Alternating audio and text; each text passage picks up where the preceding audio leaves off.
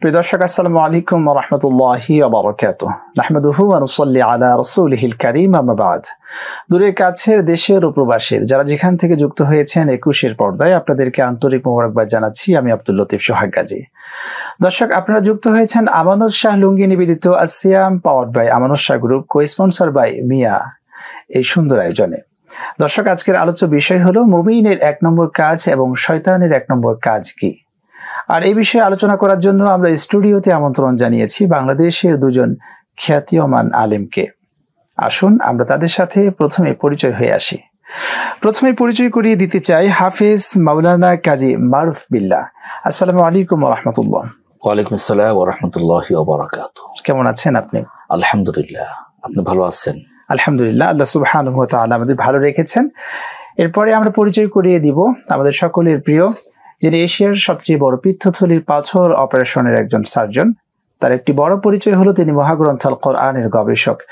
ইতিমধ্যে জাতির কল্যাণের সাথে হাতে তুলে দিয়েছেন যুগের জ্ঞানের আলোকে অনুবাদ ও মৌলিক তাফসীর সচিত্র সহ সনদ ও মতন সহিহ হাদিস সংকলন, আমাদের সকলের প্রিয় প্রথিত জোশা professor doctor Mohammad Matiur Rahman sir. Sir, আসসালামু আলাইকুম ওয়া রাহমাতুল্লাহ। ওয়ালাইকুম আসসালাম ওয়া রাহমাতুল্লাহি ওয়া বারাকাতুহু। স্যার, আপনি কেমন আছেন?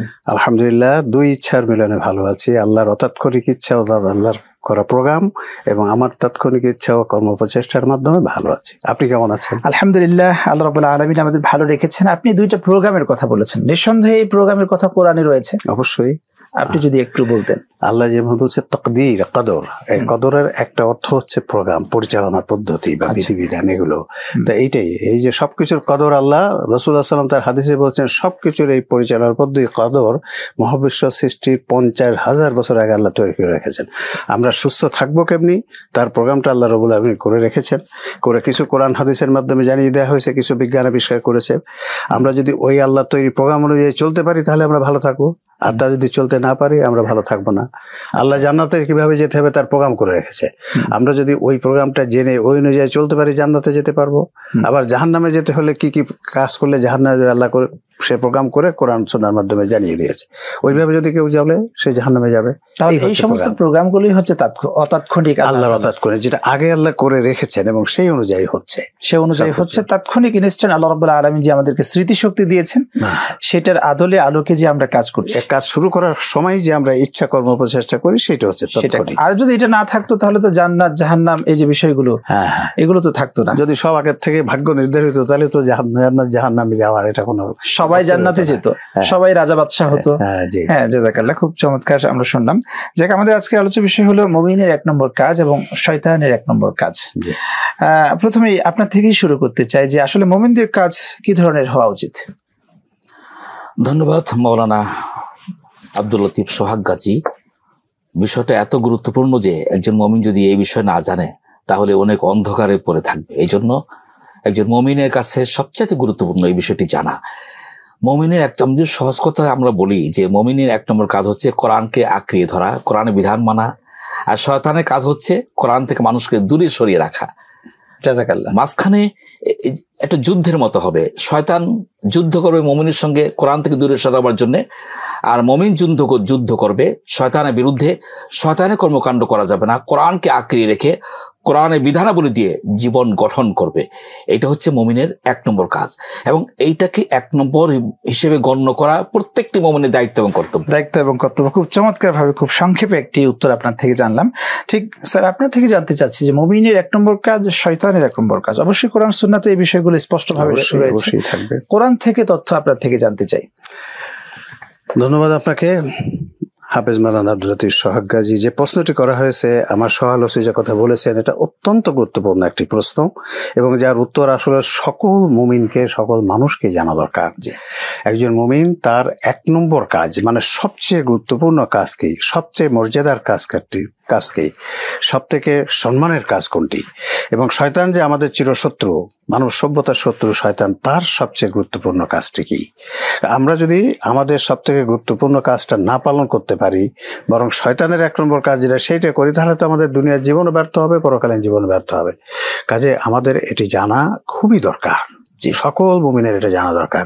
আমি যদি প্রথমে শয়তানের 1 নম্বর কাজটা কি বলে শুরু করি তাহলে আমাদের আরো সহজ হবে বোঝা। আল্লাহ রাব্বুল আলামিন কোরআনে বলছে ফাইজা কারাতাল কুরআনা ফাস্তাইজ বিল্লাহি মিনাশ শাইতানির রাজিম। তোমরা যখন কোরআন অধ্যয়ন শুরু করবে তখন শয়তানের ধোঁকাবাজি থেকে আমার কাছে আশ্রয় চাইবে। এটা হচ্ছে অর্ডার, আল্লাহ আদেশ করেছেন যে কোরআন তেলাওয়াত শুরু করার আগে আউযুবিল্লাহ পড়ে শয়তানের ধোঁকাবাজি থেকে আল্লাহর কাছে আশ্রয় চাইতে হইবে, সকলকে আদেশ করেছেন।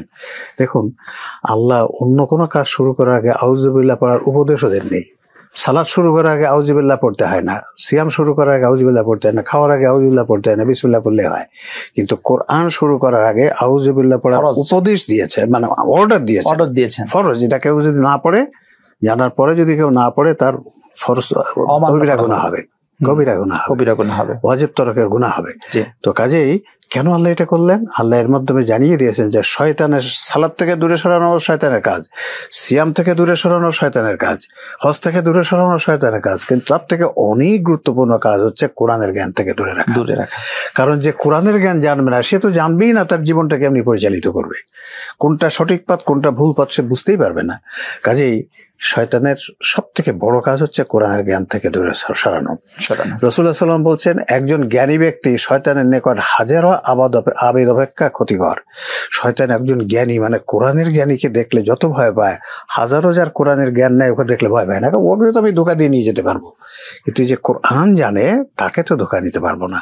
তাই শয়তানের 1 নম্বর কাজ হচ্ছে কোরআনের জ্ঞান থেকে দূরে সরানো। এখন যদি আমরা মুমিনের 1 নম্বর কাজ ধরি, কি বড় উল্টাটা হবে, অর্থাৎ কোরআনের জ্ঞান অর্জন করা। জি, জাযাকাল্লাহ। আমরা এখানে আবার আসবো, শুনবো আপনার থেকে ইনশাআল্লাহ। ছোট্ট একটি বিরতি নিয়ে আসি।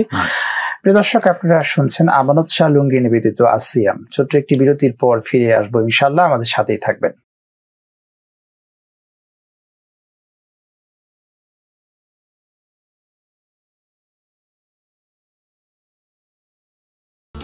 প্রিয় দর্শক, বিজ্ঞাপন বিরতির পর ফিরে এলাম আপনাদের প্রিয় অনুষ্ঠানে। আপনারা দেখছেন আমানত শাহ লুঙ্গি নিবেদিত আসিয়াম, পাওয়ার্ড বাই আমানত শাহ গ্রুপ, কো-স্পন্সর বাই মিয়া। জাযাকাল্লাহ।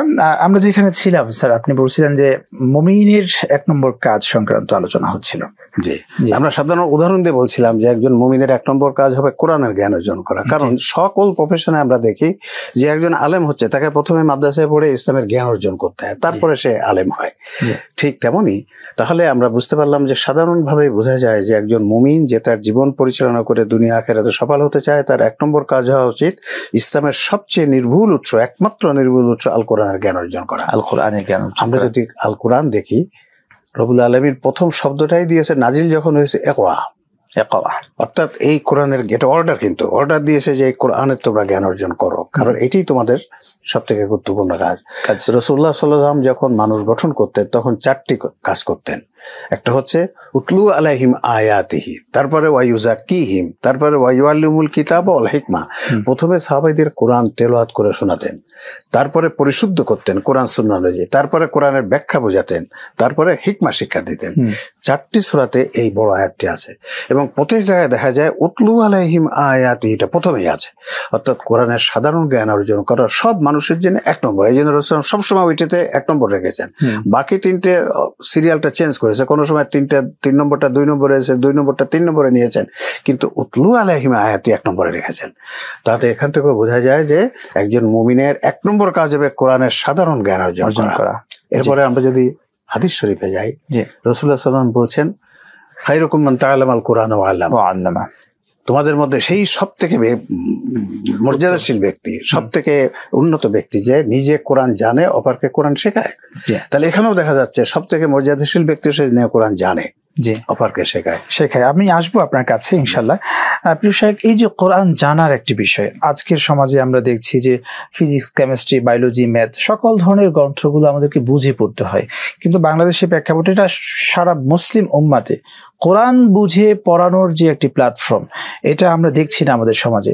কিভাবে এখান থেকে আমরা উত্তোলন হতে পারি? ধন্যবাদ আপনাকে। আল্লাহ সুবহানাহু ওয়া তাআলা আপনার এই কথার মতে আল্লাহ সুবহানাহু ওয়া তাআলা একটু আফসোস করে বলেছেন যে আফালা ইয়াতাদাব্বারুনাল কোরআন, তারা কেন কোরআন নিয়ে গবেষণা করে না।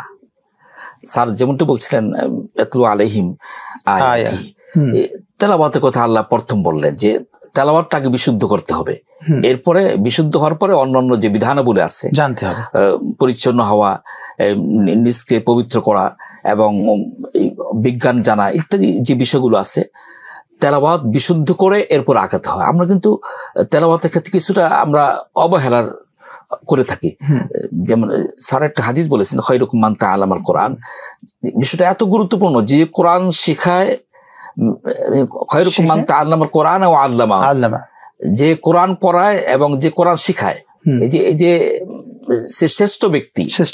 কেন শ্রেষ্ঠ ব্যক্তি বললেন? যে কোরআন শুদ্ধ করে আগে পড়ার গুরু দায়িত্ব হচ্ছে একজন ব্যক্তির, এবং এটা পালন করে যেতে হবে। আল্লাহ সুবহানাহু ওয়া তাআলা বলছেন, মা ফাররাতনা ফিল কিতাবি মিন শাই, আমি কিছু বাদ দিই না কোরআনের মধ্যে। আপনার এই স্যার যেমন একজন ভালো সার্জারি ডাক্তার, এরকম আপনার চিকিৎসক আছে, বিজ্ঞানী আছে, এরপরে ইতিহাসবেত্তা আছে, বিচারক আছে, সবকিছু কোরআনের মধ্যে আছে। তাহলে আমি ডাইনে বামে কেন ঢুকবো? আমি কোরআনের ভিতরে ঢুকবো এবং কোরআন থেকে আমার জ্ঞান অর্জন করে সেই জ্ঞান দিয়ে আমার জীবনকে পরিচালনা করব। আপনি নিশ্চয়ই জানেন, ওমর রাদিয়াল্লাহু তাআলা আনহু যখন খলিফা, এই রাষ্ট্রের বিচারক হলেন, তার কাছে মানুষ আসে না। পরে খলিফার কাছে গিয়ে 1 বছরের রিপোর্ট পেশ করলেন, এইভাবে করে, মা হাজাতাবি ইনদা কওমি মুমিনিনা ইয়া খলিফাতা রাসূলিল্লাহ, হে রাসূলের খলিফা, 1 বছর আমি চিফ জাস্টিস দায়িত্ব পালন করে গেলাম, একটা লোক, একটা বাদী, একটা বিবাদী, একটা বিচার প্রার্থী আমার কাছে এসে তার অভিযোগগুলো পেশ করলো না, খামাখা বসে বসে বেতন নেওয়ার কোনো সুযোগ নেই। খলিফা জিজ্ঞেস করলেন, কারণ কি?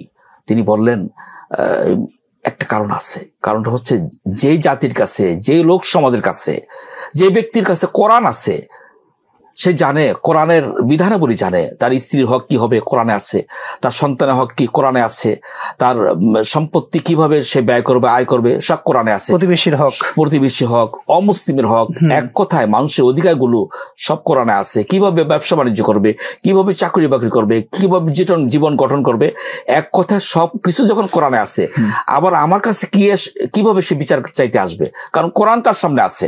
সুতরাং আজকে আমাদের সমাজের মধ্যে কোরআন পড়ার পাশাপাশি কোরআনকে বোঝার জন্য প্রাণান্তক চেষ্টা চালিয়ে যেতে হবে। কারণ কোরআন না বুঝলে, ওই যে আমরা স্যার যেমনটি বলছেন, স্যারের কিন্তু একটা ভালো লেখা বই আছে, এই শয়তানের 1 নম্বর কাজ, মুমিনের 1 নম্বর কাজ, চমৎকার একটা গঠনমূলক একটা বই লেখা আছে। আমরা যদি এই বিষয়টা না জানি, তাহলে কোরআন যে কোনো সময় শয়তান আমাদেরকে বিভ্রান্ত করে ফেলবে। এই জন্য কোরআন বোঝার জন্য, কোরআন জানার জন্য, কোরআন মানার ব্যাপারে আমাদের গুরুত্ব দেওয়া লাগবে। কারণ কোরআন বুঝে বুঝে পড়ে আমরা কোরআনকে মানতে পারবো, যদি না বুঝে পড়ি তাহলে কোরআনকে মানতে পারবো না, আমরা অন্ধকারের মধ্যে চলে যাবো। কোরআনের হক যথার্থ আদায় হবে না। খুব চমৎকার। আমি শুনছিলাম আপনার থেকে যে আমি কোরআনের কিছু অংশ মানবো আর কিছু অংশ মানবো না, তাহলে তো আমি পরিপূর্ণ মুমিন হতে পারবো না। এবং আল্লাহ তাআলা এটা বলে দিয়েছেন, আফাতুমিনুনা বিবাদিল কিতাব ওয়া তাকফুরুনা বিবাদ। আল্লাহ প্রশ্নবোধক কথা উল্লেখ করলেন যে তুমি কি কিছু অংশ মানবে, কিছু অংশ মানবে না। ভয়ঙ্কর ধমক দিলেন আল্লাহ রাব্বুল আলামিন, দুনিয়ার জীবন অপমানিত হবে, আখিরাত জীবন ধ্বংস হয়ে যাবে। তাহলে পূর্ণাঙ্গ কোরআনের একটি জ্ঞান আমাদের জানার চেষ্টা চালাতে হবে ইনশাআল্লাহ। যদিও সাধারণ মানুষ, পৃথিবীর মানুষ সবটাই না পারলেও তো আমাদেরকে চেষ্টা চালিয়ে যেতে হবে। প্রিয় দর্শক, আপনারা দেখছেন আমানুস শাহ লুঙ্গি নিবেদিত আসিয়াম। ছোট্ট একটি বিরতির পর ফিরে আসছে ইনশাআল্লাহ। প্রিয় দর্শক, বিজ্ঞাপন বিরতির পর ফিরে এলাম আপনাদের প্রিয় অনুষ্ঠানে। আপনারা দেখছেন আমানুস শাহ লুঙ্গি নিবেদিত আসিয়াম। জাযাকাল্লাহ। আমরা যেখানে ছিলাম, স্যার আলোচনা হচ্ছিল যে কোরআন তেলাওয়াতের হক কেন্দ্রিক, এবং 4টি হক আপনি বলেছেন। একটি হলো সঠিক পঠন পদ্ধতিতে পড়া, অর্থ বোঝা, আমল করা এবং দাওয়াতি কাজ করা। আপনার থেকে প্রথমেই জানতে চাচ্ছি, তাহলে সঠিক পঠন পদ্ধতিটা কি? সঠিক পঠন পদ্ধতি মানে কোরআন পাঠের, কোরআনের যে তেলাওয়াত, কোরআনের যে উচ্চারণ, সেটা সঠিক হতে হবে। আচ্ছা, বিশুদ্ধ তেলাওয়াত, বিশেষ করে তেলাওয়াত। কিন্তু এখানে দেখেন, পঠন পদ্ধতির মধ্যে 2টি জিনিস আছে, একটা হচ্ছে উচ্চারণ আর একটা হচ্ছে ভাব প্রকাশ। আচ্ছা, এই দুটি কিন্তু পঠন পদ্ধতির মধ্যে আসে। যেখানে প্রশ্ন আসে, আপনি যদি সেখানে প্রশ্ন না করেন, অর্থটা উল্টে যাবে। আপনি তেলাওয়াত উচ্চারণ সঠিক করেছেন, কিন্তু যদি ভাব প্রকাশটা ভিন্নতা থাকে, তাহলে কিন্তু অর্থ পাল্টে যায়। আচ্ছা, সেই জন্য যেমন সঠিক উচ্চারণ হতে হবে, তেমন সঠিক ভাব প্রকাশ হতে হবে। এক্সাম্পল যদি আপনি এখানে একটা দিতেন। আমি যদি একটা উদাহরণ দেই, যেমন আল্লাহ বলছেন, ওয়াসিকাল্লাযীনা কাফারু ইলা জাহান্নামা যুমারা হাত্তা ইযা জাউহা ফুতিহাত আবওয়াবুহা ওয়া ক্বালা লাহুম খাজানাতুহা আলাম ইয়াতিকুম রাসূলুম মিনকুম ইয়াতলুনা আলাইকুম আয়াতি রাব্বিকুম ওয়া ইউনযিরুনাকুম লিকা ইয়াউমিকুম হাযা। প্রশ্ন করছেন। কাজে এখানে যদি আমি প্রশ্ন না করি, তাহলে ঠিক সঠিক অর্থটা আসবে না। আচ্ছা, এটাই আমাদের খুব জানা দরকার।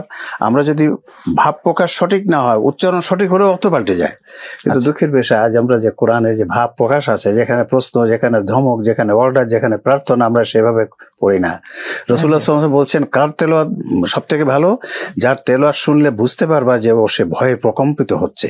এইটা বোঝা যায় খালি ভাব প্রকাশ করে পড়লে। কাজেই তেলাওয়াতের মধ্যে কথাগুলো আমার নিয়ে আসতে হবে। জাযাকাল্লাহ। এরকম একটি উনি আয়াত তিলাওয়াত করেছিলেন যে আফালা ইয়াতাদাব্বারুনাল কোরআন। আল্লাহ কিন্তু এখানে ধমক দিয়েছেন, তোমরা কোরআন নিয়ে চিন্তা গবেষণা করো না। বিবেকে কি তোমাদের তালা লেগে গিয়েছে? এখানে ধিক্কার দিয়েছেন আল্লাহ তাআলা। এখানে আদর করে, মায়া করে, সুর দিয়ে কিন্তু বলেন এই জায়গায়। জি, জাযাকাল্লাহ। আপনার থেকে শাইখ জানতে চাচ্ছি যে মুমিনের 1 নম্বর কাজই হলো কোরআনের জ্ঞান অর্জন করা। সেই কোরআনের মাস হচ্ছে পবিত্র মাহে রমাদান। কোরআনের সাথে রমাদানের সম্পর্ক কি? অত্যন্ত গুরুত্বপূর্ণ, এত গুরুত্বপূর্ণ যে রমজান এবং কোরআন অঙ্গাঙ্গভাবে জড়িত। আল্লাহ সুবহানাহু ওয়া তাআলা বলছেন শাহরুর রমাদান, রমজান মাস মূলত একটি মাস, অন্যান্য মাসের মতোই ছিল। আল্লাযী উনজিলা ফীহিল কোরআন, এই মাসে কোরআন নাজিল হওয়ার কারণে আল্লাহ রাব্বুল আলামিন অন্য 11 মাসের চাইতে এই মাসের মর্যাদা অনেক গুণ বৃদ্ধি করে দিলেন। তাহলে এই যে বৃদ্ধি শব্দটি হলো, বৃদ্ধি হলো, মর্যাদা সম্পন্ন হলো, ফজিলতপূর্ণ হলো একমাত্র কোরআনের কারণে। এই জন্য কোরআন নাজিল হওয়ার কারণে যদি রমজান মাসের মর্যাদা এত বেড়ে যায়, তাহলে সে কোরআন বিধান নিয়ে যদি মানুষ জীবন গঠন করতে পারে, তাহলে সে মানুষ হবে সমাজের শ্রেষ্ঠ মানুষ। এবং কোরআনের বিধান দিয়ে যদি সমাজ পরিচালিত হয়, তাহলে সেই সমাজ হবে শ্রেষ্ঠ সমাজ, সমৃদ্ধশালী সমাজ। কোরআনের বিধান দিয়ে যদি সকল কর্মকাণ্ড পরিচালিত হয়, তাহলে সমস্ত কর্মকাণ্ড হবে শ্রেষ্ঠ কর্মকাণ্ড।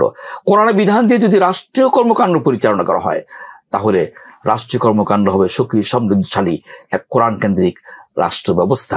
এই জন্য কোরআনের দিকে আমাদের ধাবিত হতে হবে। কিন্তু এই কাজটা কিন্তু শয়তানে করতে দেবে না। শয়তান কিভাবে আক্রমণ করবে?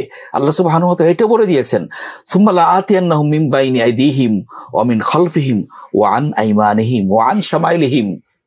ডান দিক থেকে, বাম দিক থেকে, সামনে থেকে, পেছন দিক থেকে। অর্থাৎ আপনি ডানে যাবেন, সে বাম দিক থেকে আক্রমণ করবে। আপনি সামনে যাবেন, পেছন দিকে সে আক্রমণ করবে। তার মানে আপনি যদি কোরআনের বিধান না পালন করতে পারেন, এই জন্য কোরআন চাপ দিক থেকে সে আক্রমণ করবে। কোনো দিকে শয়তান কোরআনের বিধান মানুষ যেন পালন না করতে পারে, এই জন্য শয়তান চারদিক থেকে আক্রমণ করে কোরআন থেকে দূরে সরাবার জন্য প্রাণান্তকর চেষ্টা চালিয়ে যাবে। কিন্তু মানুষ কি করবে? শয়তানের সঙ্গে প্রচন্ড যুদ্ধে লিপ্ত হবে। কোরআন থেকে দূরে সরাবার জন্য শয়তান যদি চেষ্টা করে সফল হতে চায়, মানুষ কেন সফল হবে না? মানুষকে সফল হতে হলে, জান্নাত পেতে হলে অবশ্যই কোরআনের বিধান দিয়ে জীবন পরিচালিত করতে হবে। শয়তানকে ব্যর্থ করতে হবে, শয়তানকে পরাজিত করতে হবে।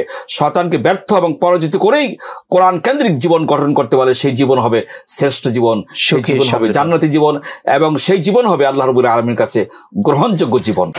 প্রিয় দর্শক, আপনারা এতক্ষণ শুনছিলেন আমানুর শাহ লুঙ্গি নিবেদিত আসিয়াম powered by Amanur Shah group, co-sponsor by Miah এর সৌজন্যে এই সুন্দর আয়োজনটা আপনি উপভোগ করছেন একুশের পর্দায়। আজ এই পর্যন্ত, আগামী পর্ব দেখার আমন্ত্রণ জানিয়ে শেষ করছি এখানে। সকলে ভালো থাকুন, সুস্থ থাকুন। আসসালামু আলাইকুম ওয়া রাহমাতুল্লাহি তাআলা ওয়া বারাকাতুহু।